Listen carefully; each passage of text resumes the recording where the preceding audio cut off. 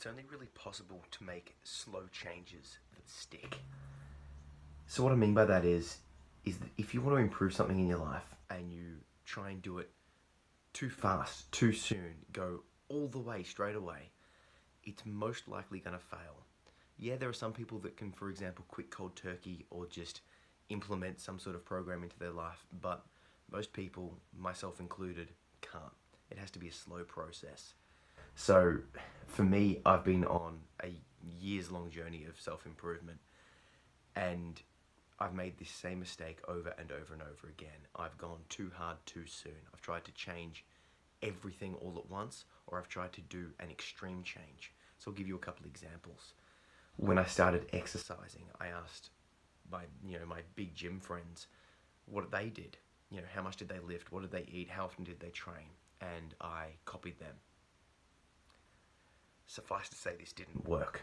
After a week or two, if that, my body just started failing. I got overtrained, I got injured, it just didn't last. And what's more, I struggled to fit the exercise sessions into my life. I just hadn't prioritized it yet. Over time, after a few of these sort of instances happening with exercise, I realized that I had to go slowly. For example, maybe once a week, then twice a week, then 3 times a week, and then extending the duration. Extending, very, very slowly. Now I'm up to a stage where I'm doing, 1 to 2 exercise sessions per day. Very slow process. If someone wanted to start exercising, I would suggest that they do 5 minutes. Just 5 minutes today. See how they feel, and then maybe 5 minutes in a day or two. Slowly up the increase. And obviously, depending on your age and your fitness levels and your lifestyle, you might be able to start a little bit quicker than that. But start slow. The second thing that I went too hard too soon in was meditation. I wanted to get a daily practice, and I wanted it to be a long session, because all the books I'm reading suggest that you need to be going for quite some time, as in, sitting for a long time in each session to get any benefits.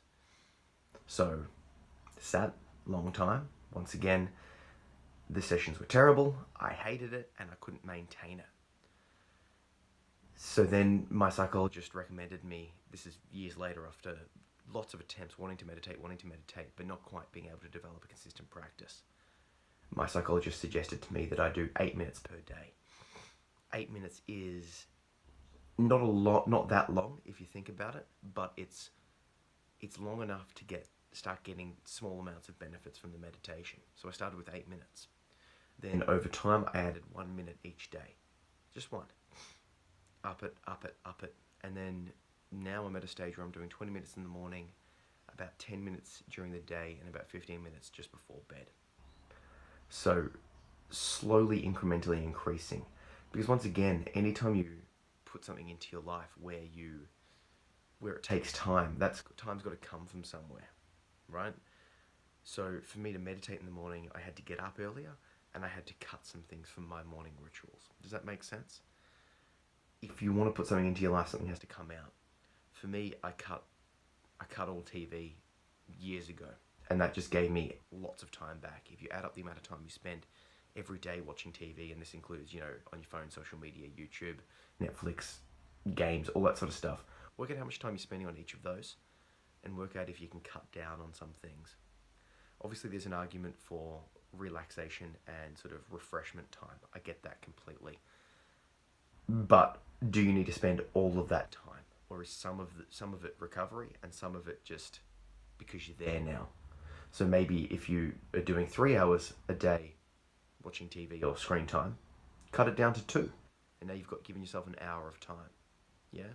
But don't cut it all away straight away, because you will end up failing, or most likely, because it's such a massive lifestyle change. Yeah? Same thing, I've cut sugar from my life. Because of it, I'm losing weight, I'm feeling a lot more sharper mentally, but once again, this has taken me maybe 2 or 3 years of slowly lowering my sugar intake. I love chocolate, I love lollies, I just can't get enough of it. Well, I couldn't get enough of it. So every time I tried to cut it out completely from the start, I would be fine for a while, and then I would binge. But as of today, it's been about 3.5 months, and I haven't touched any desserts, any refined sugars, haven't added any sugars or anything like that to my diet. I'm feeling great.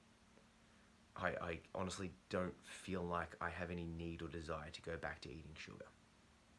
That being said, if you want to go down that path, go slow. So for example, if you drink soft drink every day, just lessen the amount of soft drink that you drink. Does that make sense? Like if you're drinking a big bottle, cut down to a smaller bottle.